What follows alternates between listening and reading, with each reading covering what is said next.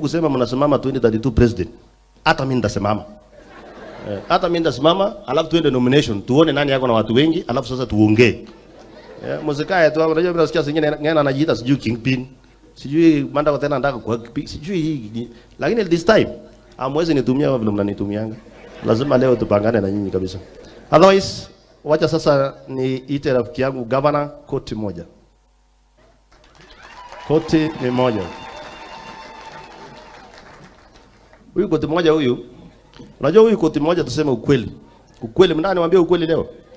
Huyu koti moja na Mandago na DK yule Asoi waliibia kura Bitok. Hawa. Waliibia kura Bitok.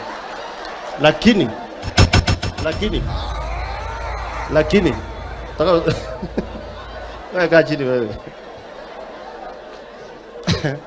Alafu wacha niwape story. Lakini mimi kwa kimoyo yani nilikuwa nimechanganyikiwa. Huyu naye ameteseka sana akiomba hiki kitu. Huyu pia alikuwa candidate wangu wa kwanza kusukuma. So wakati walisema wanataka kurudia kura, so ile walikuwa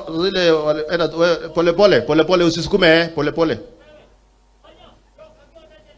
Aya nyo. Mate, wewe achana na huyo mtu. Wachana na yeye wewe. Haya kuja ukae chini hapa. Na unyamase. Kama nitakulima hata wewe naye. Wacha kuje. Kaa hapo chini. Tabunganya. Tabenga jale naona. Agi matawurgi. Ipo gidi sai agi ni lago guru itani. Hata amenipoteza. So sikizeni.